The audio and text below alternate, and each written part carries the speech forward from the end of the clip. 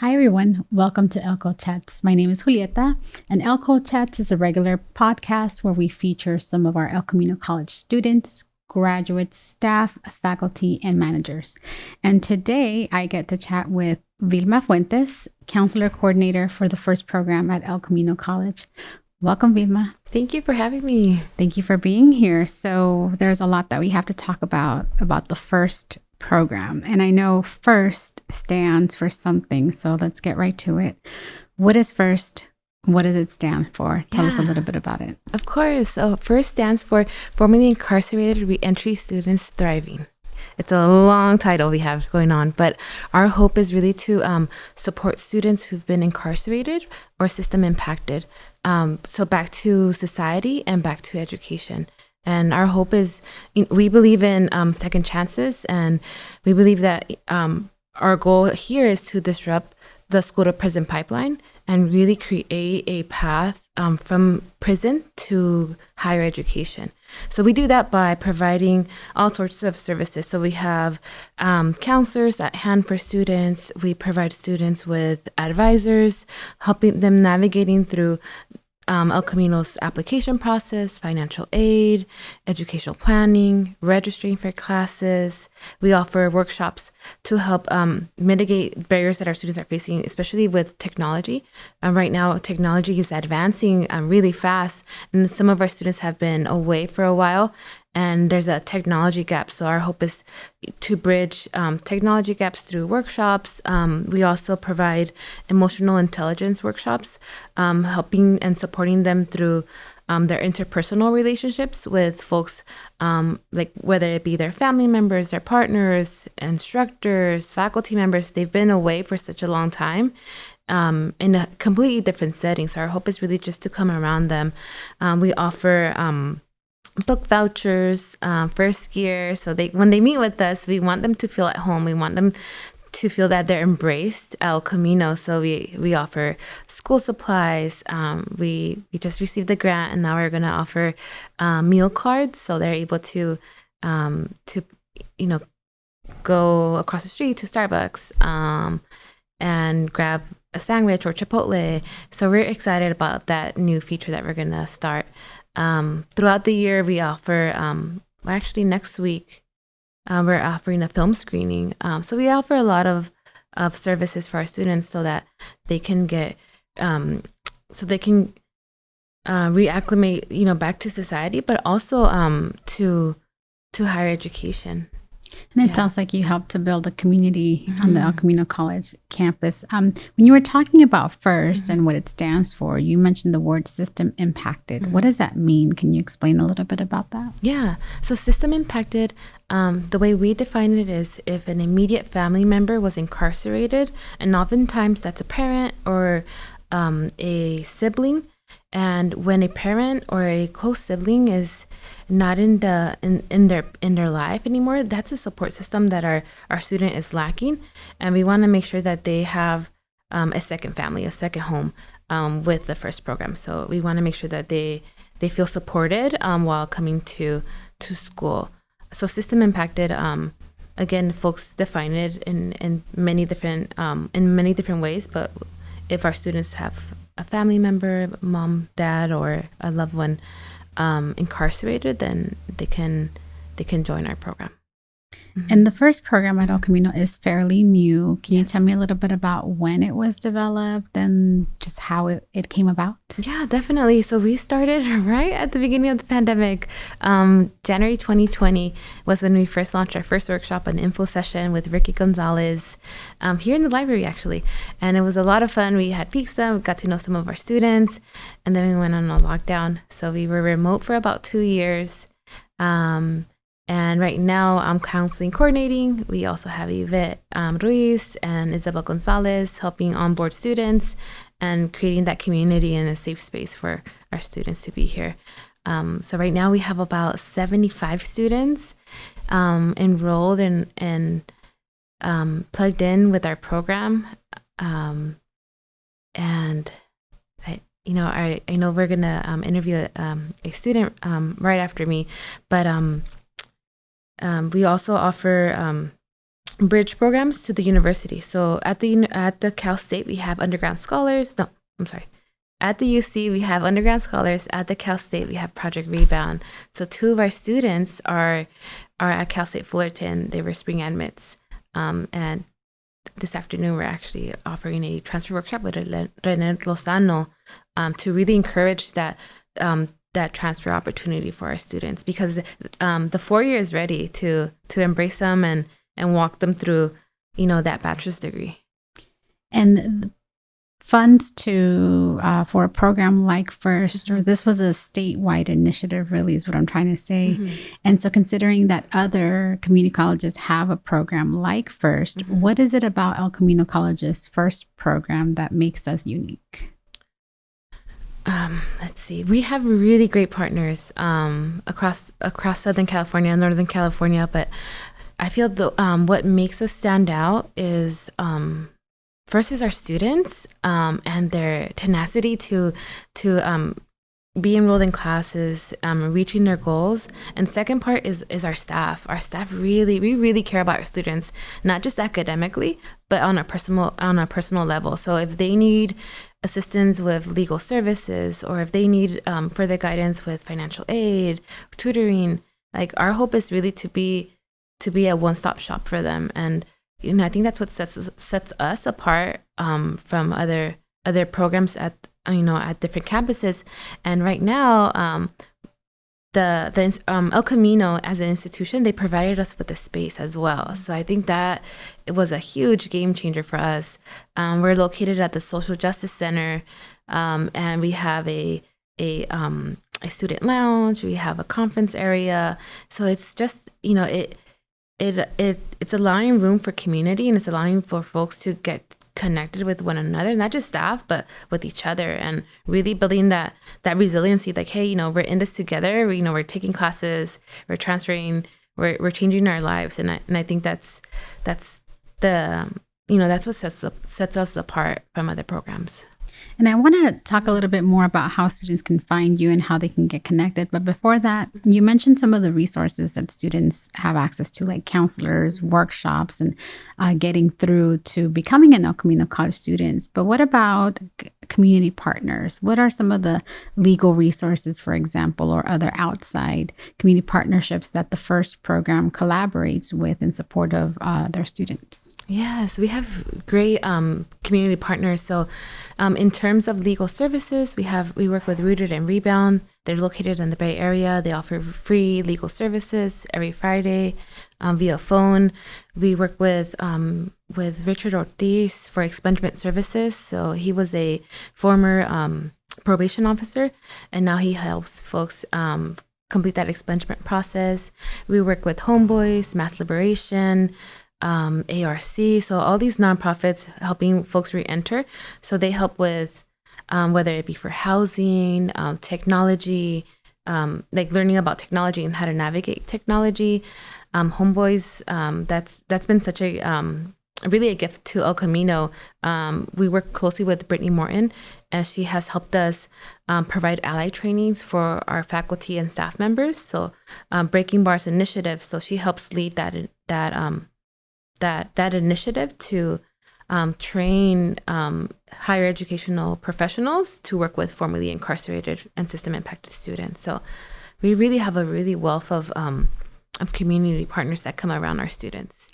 It sort of takes a community to raise a community. So I'm really glad that students have access to resources like yourself and resources like the campus partners that you just mentioned as well. Even though you address a little bit about some of the challenges formerly incarcerated or system impacted students may face, can you talk a little bit more about what those might be, but then how can they make that bridge or that connection to FIRST to get connected with El Camino? Yeah, definitely. Challenges that our students face that I've noticed that are prevalent. The first one is access to housing and access to jobs, because at the end of the day, when they come home, they need a place to stay. And sometimes when they come home, it's not the best place to go back to their homes, to their families, to their neighborhoods. So finding housing has been an issue. Affordable housing has been an issue. And secondly, jobs. There is still that stigma, that barrier that our students are facing when they're filling out the application, and oftentimes they do, and they're denied opportunities. And the third one is that I've seen. Trying to. I think it's because they've been away for a long time, and because there's trauma while incarcerated. I think even managing and like their emotions, because when we're in society, we have a lot of pressures. So now, we have to feed our family, we have to pay rent. There's there's expectations that first has instructors. So a lot of times our students, it's a new world that they're in. So mental health and managing their emotions is something that we want to provide opportunities for our students to grow in general. And let's see, and then lastly, technology, even for me, technology is always changing. ChatGPT, everything is moving and navigating, devices, Canvas. So really coaching our students, like, hey, it's hard for me too. So like, let's learn together. Like, let's offer a workshop. Let's partner with someone that can help us navigate these resources. But we are working on, and I'm putting this out in the universe, we are working on safe parking for our students. So if anyone's hearing this, that's the call, that we provide a safe space. A handful of our students are homeless and they live from their cars. So our hope is to bring a proposal that El Camino be a safe parking for our students. Again, this is only temporary. The long-term goal is for them to get secure, safe housing.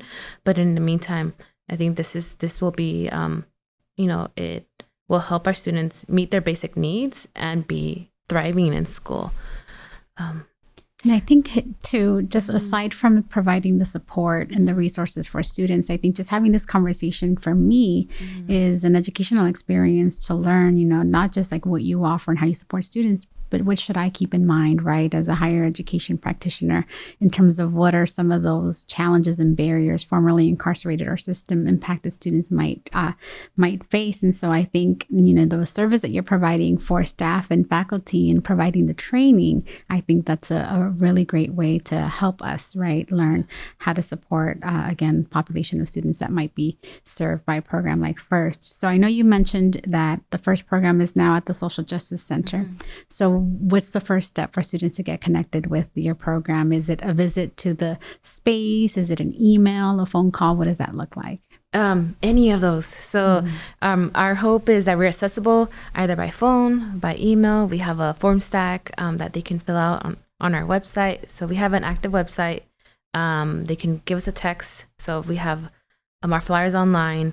They can text us, email us, Instagram. So our hope is to be accessible to any student who's interested. Once they get connected, then we walk them through the whole process and onboarding into higher education, application, financial aid, ed planning, making sure that they're set up for success here. And I truly believe like El Camino. So it's not just our staff, but the folks that we work with, financial aid, admissions and records, the library staff is phenomenal. But it really, like, I feel like this space, El Camino, is a great place for second chances for our students. Not just with us as a program, but our partners, our like on-campus partners. Like, we have really good people that care about our students, and I think once they get plugged in, of course we're gonna face barriers and challenges, but we have so many great folks like on our side that we can hop over those and fill in those gaps for our students. I'm happy to hear that. And a little bit related to what I'm going to ask you next, which is our last question. So for someone who may be system impacted or formerly incarcerated, what can you tell them about applying to El Camino College and becoming a student here? The toughest part is showing up to campus, right? So if you can make your way to El Camino, we'll guide them and we'll walk them through. And like I mentioned earlier, like there's a team that is rooting for you all to be successful. So once you're here, you'll be equipped with the right people to make the right move so that you can reach your goal. And at the end of the day, like our hope is that our students become change agents, that our students get back to society, that we transform our communities, that we are a part of restorative justice, that we make things right. So, anyone who's hearing this, like you're more than welcome. Like we're excited to have you all on board. And, again, like I mentioned, text us, email us, Instagram us, dive into our DMs. Like we're ready for our students to come to El Camino. That's great to hear. And I think also too, for any staff and faculty listening as well, now that we know how to connect students to your program. So thank you so much for being here, for the work that you do, the commitment to serving our students, specifically students who are formerly incarcerated or system impacted. So I think providing that extra support and attention is going to make all the difference. So thank you for what you do, and thank you for being here. Thank you for having us. Of course. Yeah. Hi, everyone. Welcome to ElCo Chats. My name is Julieta. ElCo Chats is a regular podcast where we feature El Camino College students, graduates, staff, faculty, and managers here at El Camino College. For today's podcast, I get to chat with Janet Carraman. Janet is a recent El Camino College graduate and is going to share a little bit about her experience. Welcome, Janet. Thank you for having me. Thank you for being here. So I know you have a very unique story about your time at El Camino College and your experience. And you're doing some major work right now, too, as you're already attending Cal State Fullerton. So let's hear a little bit about your story. How did you decide on attending El Camino College? And what's your major?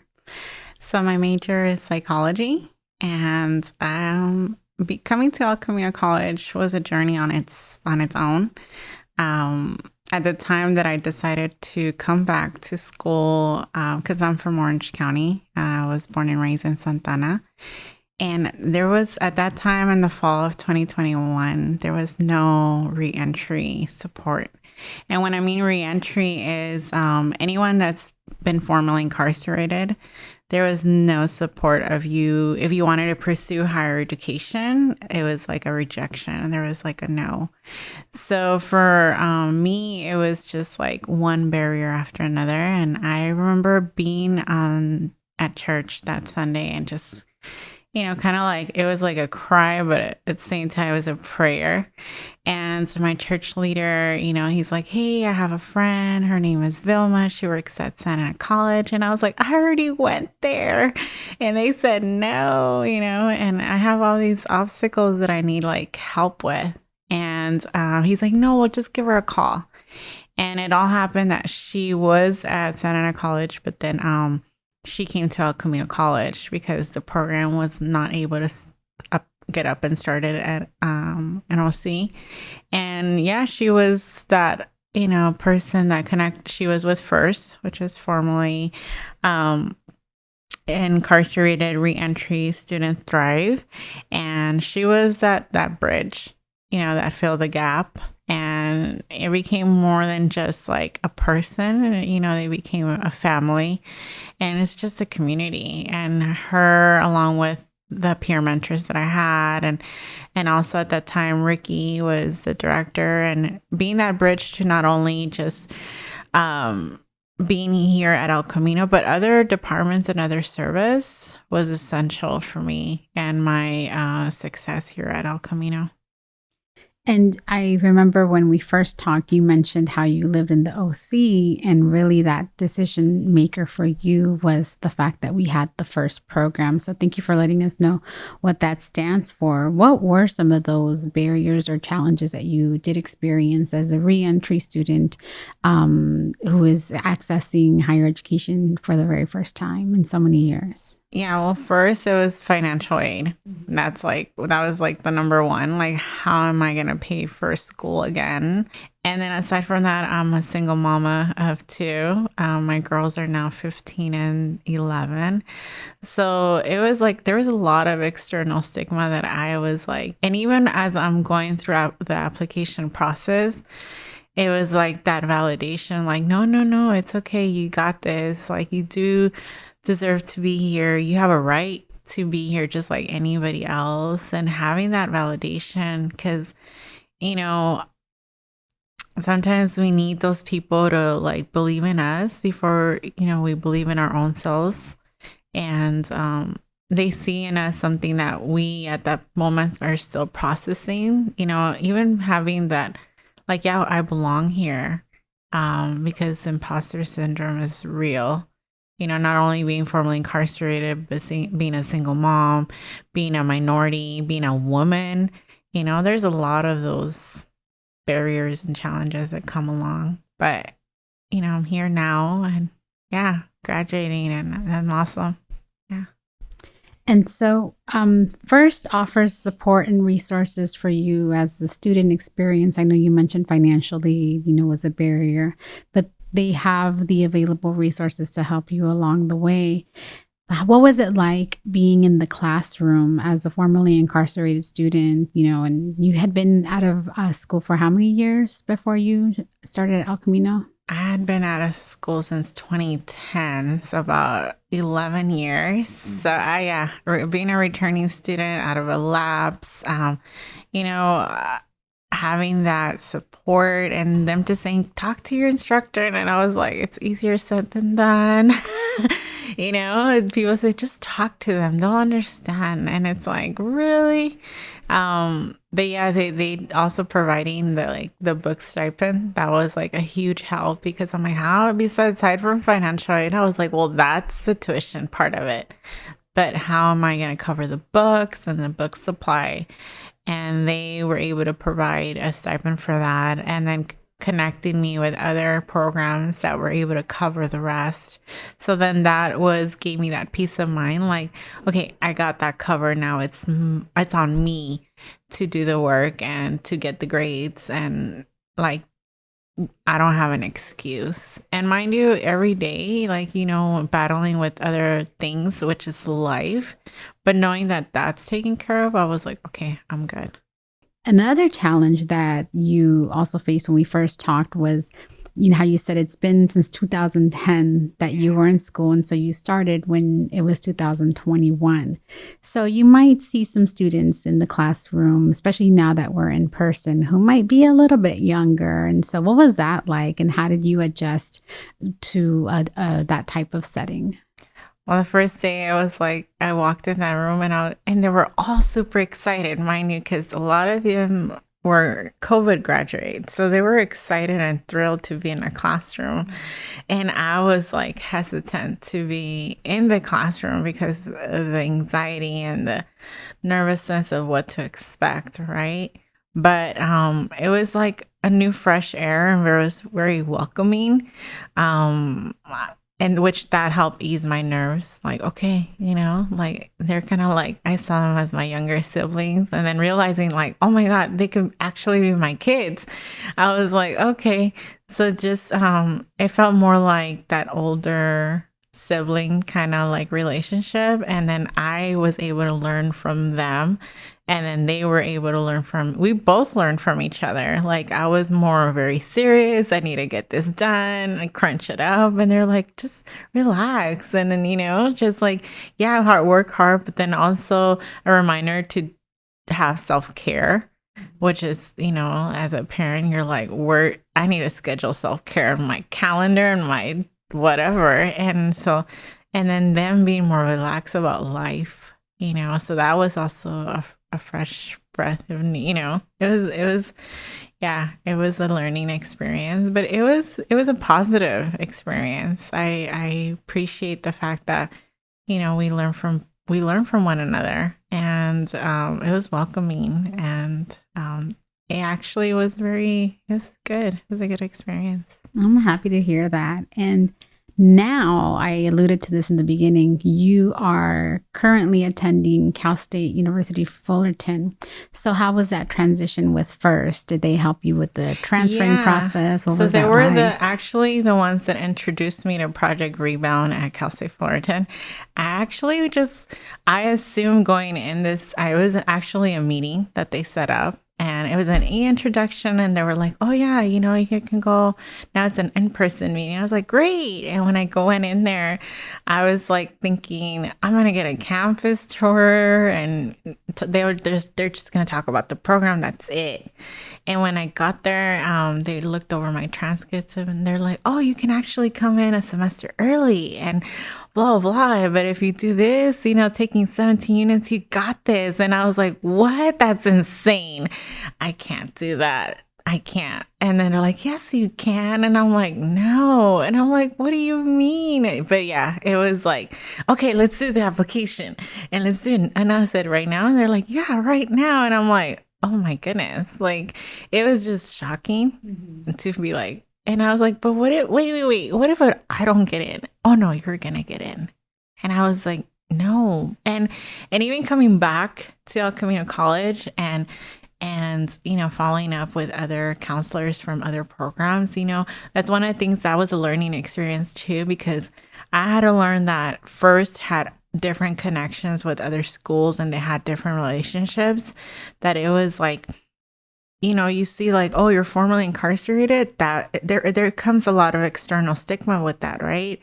And there's a lot of people that don't believe in second chances and don't believe in us. And having individuals believe in us, that's like, what? That's like observed and not really heard of. And those are the three things I learned in my fall semester, last semester. It was like, one, you know, don't take things personal. Two is like, you know, believe in your, like, be a self advocate. And, you know, also three, be a resourceful person.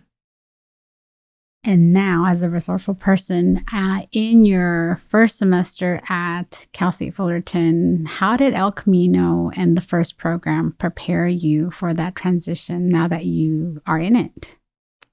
My mentors kept on checking on me like weekly. It kind of like, it feels good to know that now like my mentors look up to me, and you know, in a way I'm an inspiration to them. And you know, because we all, like, that's one of the things I keep on saying is we all have a sacred story to share. You know, we all come from different backgrounds, but I believe that, you know, aside from the resilience that we have, you know, we can all, it's not about like, "Oh, this dream is impossible," or this, it's like, "No, I got this." And El Camino College to me has been a community that has been it's hard to say that, oh, it's judgmental, because, you know, where I was coming with different other community colleges, I always kind of felt like, oh, I was a little bit judged, or, you know, there was like those barriers, but it was just like, "Oh, you're just another student out of the thousand." But here I felt like it's family. Like, I'm being heard, I'm being seen, and they're walking with me. They're actually walking with you. And, you know, a lot of students, we have that fear, like, "How am I going to do this? Is this even possible?" But it, you know, it's just like I tell, being a single mom, I say it takes a community to raise children, right? Same goes for students. It takes a whole community to be that, you know, for those students, for us to be successful. Yeah. And chatting with Vilma, mentioning, you know, that First program, students and the people who work and support the program is like a family. And hearing you talking about it, I definitely do get the sense that absolutely it is a family, and it takes that sort of community to support you and see that you keep up and you complete what you said you're going to do. And you also mentioned the word, you know, having the ability to dream right into the future. So where you are now, think about, you know, what that future looks like for you, and where do you see yourself 5 to 10 years? Because I know you have stuff going on right now. I do have goals. One of my goals actually has come true. I remember like when I first came in, I said, yeah, I know I'm gonna be my own boss, right? I'm tired of working for other people and feeling unappreciated. And they're like, yeah, you can do it. And I said, okay. But it was just like, I'm going to write it down. I don't know when, but I'm going to do it. And I'm very happy to say, yeah, I now have my own nonprofit, which is really exciting. We launched our first community project. So 5 years from now, I see not only myself, but the community that I'm building in the city of Anaheim more, Phoenix Arise is the mission is to be a safe haven for individuals to heal, to be loved, seen, and heard, which, the first program really did for me. But there's a huge population of formerly incarcerated, system impacted, recovering addicts and formerly gang affiliated individuals that, haven't had that opportunity, that second chance, that people to have that space to be, for healing, to be loved, seen, and heard. And they've gone all their life without having that. And they look for that validation somewhere else. And I strongly believe that higher education, and that's one of the partners that we do, higher education referrals, along with the healing and the therapy and all of the above. So I am also launching 2 more projects, one for youth and one for family support, at risk youth, I'm sorry. And so in 5 years, I just see it blooming. I see having more partnerships.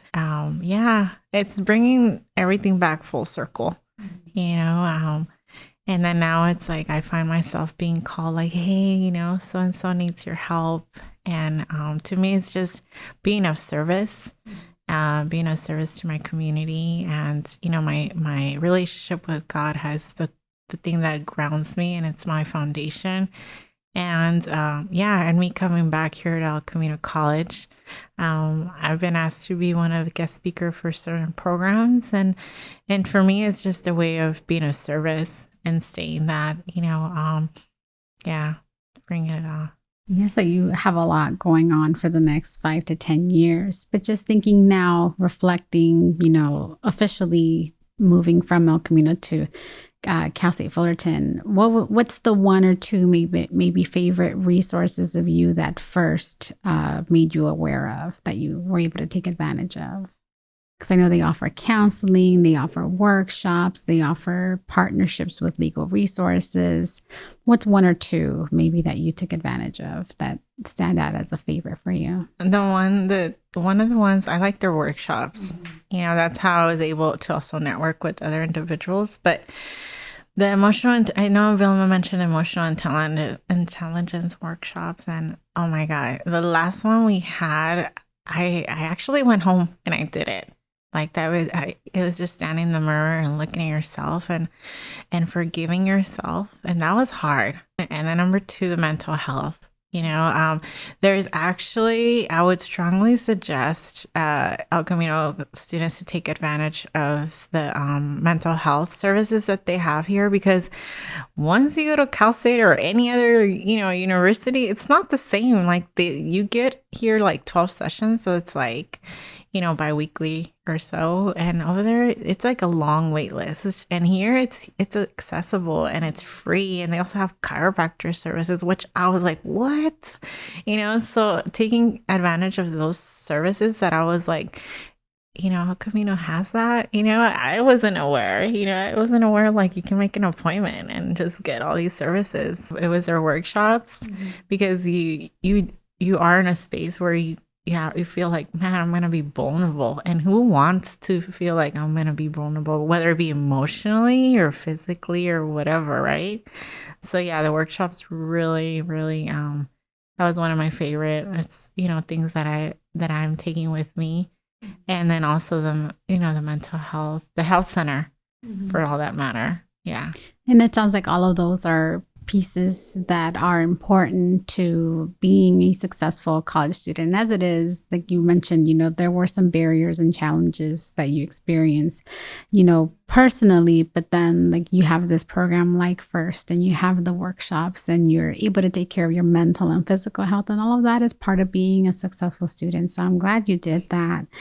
And so now thinking about other students, what advice do you have for people who are thinking about El Camino College? And maybe what advice do you have for formerly incarcerated or system impacted students thinking about higher education and El Camino College? What would you say to them?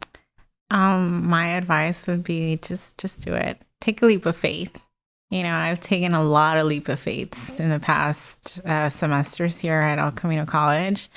And even if you say, I don't know how I'm going to do it, I don't even know, like, if you don't believe in yourself, that's okay. You'll have a community that will guide you. And then somewhere along the way, you'll find you're like, okay, I got this.